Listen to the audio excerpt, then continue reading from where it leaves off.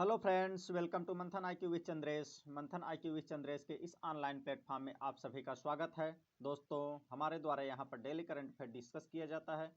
जैसा कि आज है 15 फरवरी। 15 फरवरी को आज है जो है कि महाशिवरात्रि। महाशिवरात्रि की आप सभी को बहुत ढेर सारी शुभकामनाएं मंथन आईक्यू विद चंद्रेश चैनल की तरफ से आप सभी को बहुत सारी शुभकामनाएं प्रेषित करता हूँ। दोस्तों, चैनल को लाइक शेयर सब्सक्राइब करना न भूलें। हम अपने सेशन को स्टार्ट करते हैं। आज का हमारा पहला क्वेश्चन है, हाल ही में मानवाधिकार पहल सम्मेलन का तीसरा संस्करण किस देश में आयोजित किया जाएगा? जिसका ऑप्शन है रूस, अमेरिका, सऊदी अरब, ईरान। जिसका सही ऑप्शन है ऑप्शन नंबर सी, यानी कि सऊदी अरब में क्या किया जाएगा? मानवाधिकार पहल सम्मेलन का तीसरा संस्करण का आयोजन किया जाएगा। बात किया जाए सऊदी अरब की, तो सऊदी अरब की कैपिटल है रियाद। सऊदी अरब की मुद्रा है सऊदी रियाल। सऊदी अरब के किंग हैं सलमान बिन अब्दुलजीज अल सऊद। कौन है?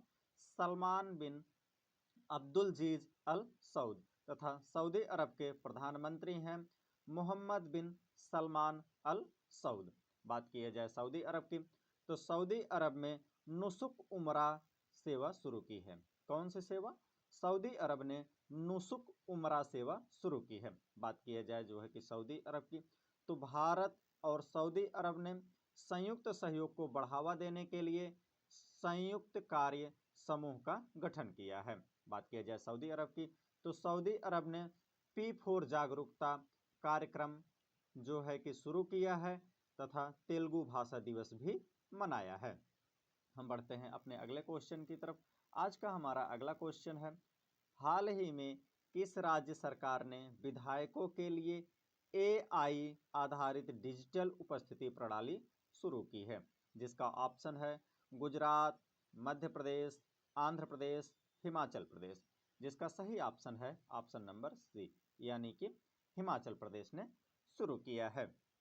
बात किया जाए जो है कि इस AI आधारित डिजिटल उपस्थिति की विधायकों की, तो इसके तहत आंध्र प्रदेश ने विधायकों की जवाबदेही को सुनिश्चित करने के लिए AI आधारित डिजिटल उपस्थिति प्रणाली शुरू की है। बात किया जाए आंध्र प्रदेश की, तो आंध्र प्रदेश की कैपिटल है अमरावती। आंध्र प्रदेश के जो है कि मुख्यमंत्री हैं N चंद्रबाबू नायडू। अच्छा, आंध्र प्रदेश के मुख्यमंत्री N चंद्रबाबू नायडू से आप लोगों को याद आना चाहिए ADR की रिपोर्ट। किसकी रिपोर्ट?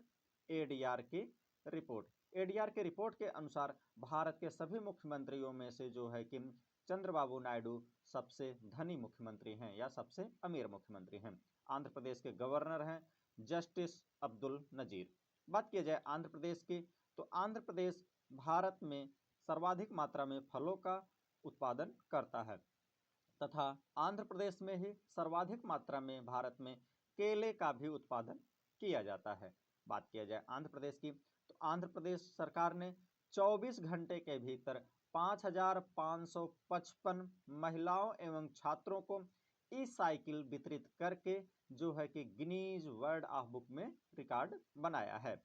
बात किया जाए जो है कि आंध्र प्रदेश की, तो आंध्र प्रदेश सरकार के द्वारा होप आइलैंड पर सैटेलाइट लॉन्च सुविधा विकसित की जाएगी। बात किया जाए आंध्र प्रदेश की, तो आंध्र प्रदेश की जो है कि पोंडरू खादी को GI टैग मिला है। कौन सा? पोंडरू खादी को GI टैग मिला है। बात की जाए आंध्र प्रदेश की, आंध्र प्रदेश में दुनिया का सबसे बड़ा ग्रीन अमोनियम प्रोजेक्ट भी लगेगा। हम बढ़ते हैं अपने अगले क्वेश्चन की तरफ। आज का हमारा अगला क्वेश्चन है, हाल ही में गुजरात की गिफ्ट सिटी के नए चेयरमैन कौन बने हैं? जिसका ऑप्शन है प्रभाकर सिंह, उदय कोटक, रमेश प्रभाकर, जयराम कपूर। जिसका सही आंसर है ऑप्शन नंबर बी, यानी कि उदय कोटक को बनाया गया है। बात किया जाए हाल फिलहाल में कुछ नियुक्तियों की, तो निवेदिता दुबे को विमानपत्तन प्राधिकरण बोर्ड की पहली महिला सदस्य बनी है। कौन? निवेदिता दुबे। बात किया जाए वहीं पर इंदरपाल की, तो इंदरपाल सिंह वालिया को ईस्टर्न एयर कमांड संभाली है, यानी कि इंदरपाल सिंह वालिया ने ईस्टर्न एयर कमांड संभाली है। बात किया जाए वहीं पर गणेश लक्ष्मी नारायण की, तो गणेश लक्ष्मी नारायण को टाटा कम्युनिकेशन का MD एंड CEO नियुक्त किया गया है। बात किया जाए वहीं पर अमेलिया वालवर्डे की, तो अमेलिया वालवर्डे को भारतीय महिला फुटबॉल टीम का कोच बनाया गया है। बात किया जाए कैजाद भरूचा की, तो कैजाद भरूचा को HDFC बैंक का पूर्णकालिक निदेशक नियुक्त किया गया है। हम बढ़ते हैं अपने अगले क्वेश्चन की तरफ। आज का हमारा अगला क्वेश्चन है, हाल ही में किस राज्य में स्त्री सुरक्षा योजना का आधिकारिक रूप से शुभारंभ किया गया है? जिसका ऑप्शन है कर्नाटक, तमिलनाडु, केरल, मेघालय। जिसका सही ऑप्शन है ऑप्शन नंबर सी, यानी कि केरल। केरल सरकार के द्वारा, केरल राज्य के द्वारा जो है कि स्त्री सुरक्षा योजना को आधारिक रूप से मंजूरी दिया गया है। बात किया जाए इस योजना के तहत, तो इस योजना के तहत बेरोजगार महिलाओं एवं ट्रांसजेंडर महिलाओं को प्रति माह 1000 रुपए का पेंशन दिया जाएगा। कितने का?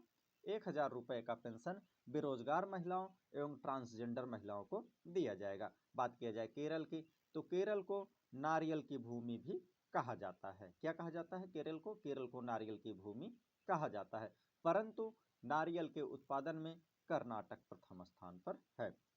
वहीं पर बात किया जाए केरल की, तो केरल की कैपिटल है तिरुवनंतपुरम। केरल के मुख्यमंत्री हैं पिनरई विजयन। केरल के गवर्नर हैं राजेंद्र अर्लेकर। बात किया जाए केरल की, तो केरल में आर्किड की नई प्रजाति खोजी गई है। किसकी? आर्किड की, यानी कि कीड़े की नई प्रजाति खोजी गई है। बात की जाए केरल की, तो केरल व्यक्तिगत इलेक्ट्रिक वाहन के उपयोग के मामले में केरल भारत में प्रथम स्थान पर है। बात की जाए केरल की, तो केरल ने अनिवासी मतदाताओं के लिए इरोनेट सुविधा लॉन्च की है। कौन सी सुविधा? इरोनेट सुविधा अनिवासी मतदाताओं के लिए लॉन्च की है। बात किया जाए केरल की, तो केरल के सबरीमाला धर्म संस्था मंदिर में मंडला पूजा का आयोजन हुआ है। कहां पर मंडला पूजा का आयोजन हुआ है? सबरीमाला संस्था धर्म मंदिर में। बात किया जाए केरल की, तो केरल में है अरलम वन्यजीव अभ्यारण्य, जिसका नाम बदल करके अरलम तितली अभ्यारण्य कर दिया गया है। क्या कर दिया गया है? अरलम तितली अभ्यारण्य कर दिया गया है। हम बढ़ते हैं अपने अगले क्वेश्चन की तरफ।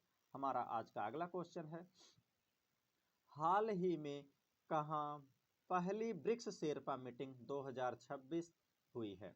जिसका ऑप्शन है तेलंगाना, नई दिल्ली, मध्य प्रदेश, हिमाचल प्रदेश। जिसका सही ऑप्शन है ऑप्शन नंबर बी, यानी कि नई दिल्ली में। बात किया जाए जो है कि यह पहली बैठक है, ब्रिक्स शेरपा की पहली बैठक है, जो कि 2026 में आयोजित हुई है। कहां पर?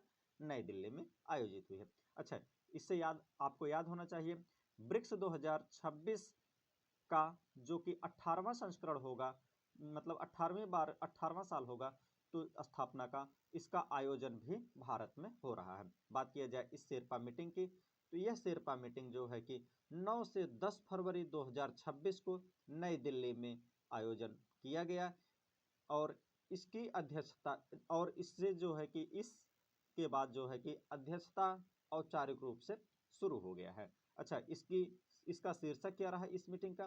तो इस मीटिंग का शीर्षक रहा लचीलापन, नवाचार, सहयोग और स्थिरता का निर्माण। एक बार हम फिर से रिवाइज करेंगे। इस ब्रिक्स शेरपा मीटिंग का शीर्षक क्या था? इस ब्रिक्स शेरपा मीटिंग का शीर्षक था लचीलापन, नवाचार, सहयोग और स्थिरता का निर्माण। हम बढ़ते हैं अपने अगले क्वेश्चन की तरफ। हमारा आज का अगला क्वेश्चन है, हाल ही में किस राज्य ने पेंगुलिन के शिकार और व्यापार पर प्रतिबंध लगाया है?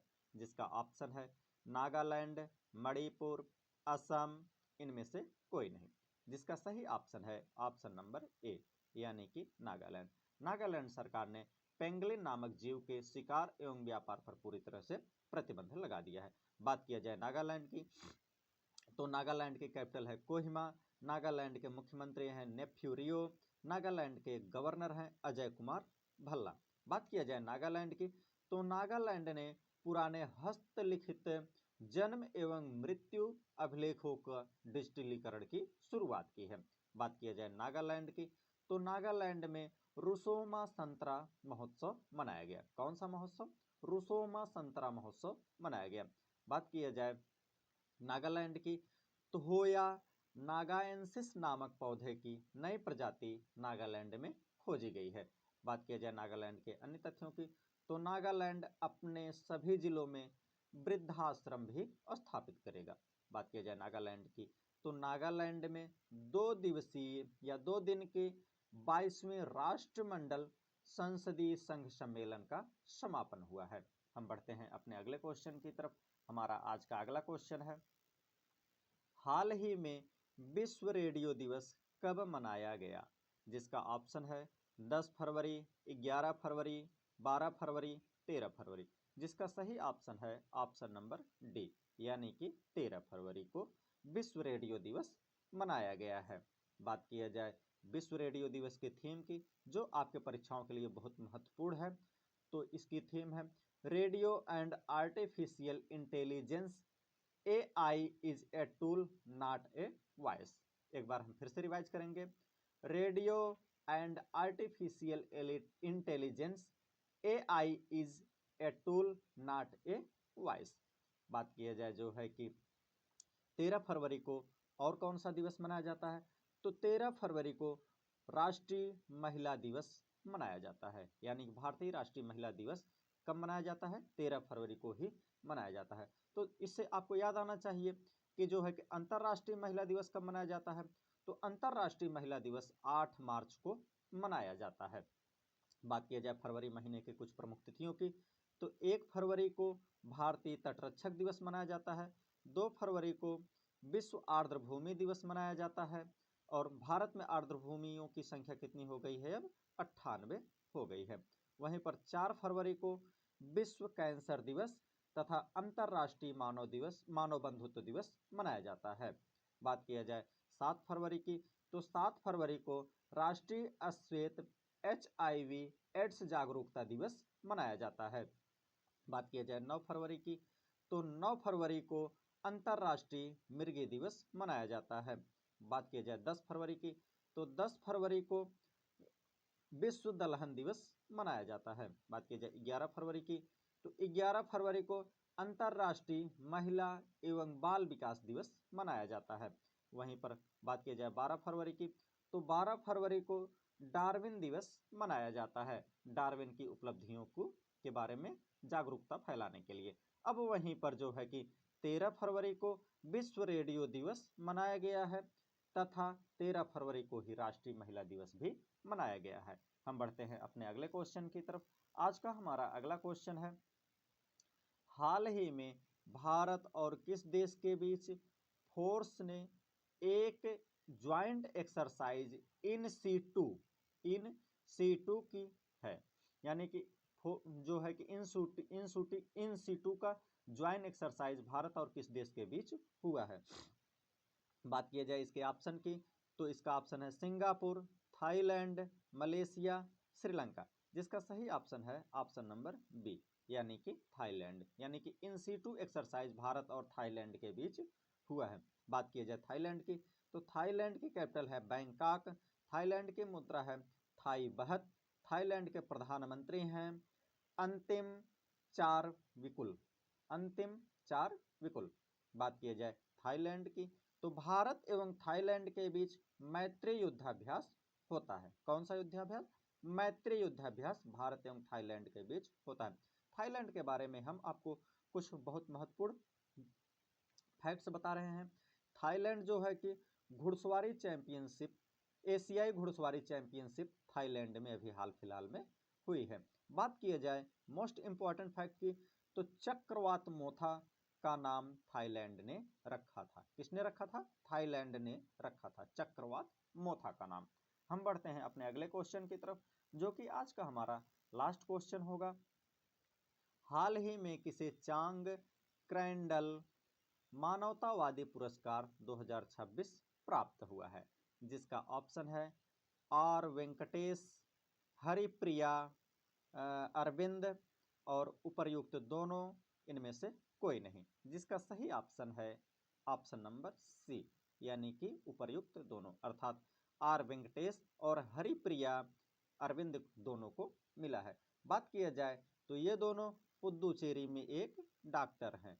इन्होंने जो है कि मोतियाबिंद के उपचार में अहम कार्य किया है, जिसके कारण जो है कि इन्हें चांग क्रैंडल मानवतावादी पुरस्कार मिला है। बात किया जाए जो है कि इस पुरस्कार में, तो इस पुरस्कार के तहत इनको $1 लाख की वित्तीय सहायता दी जाएगी।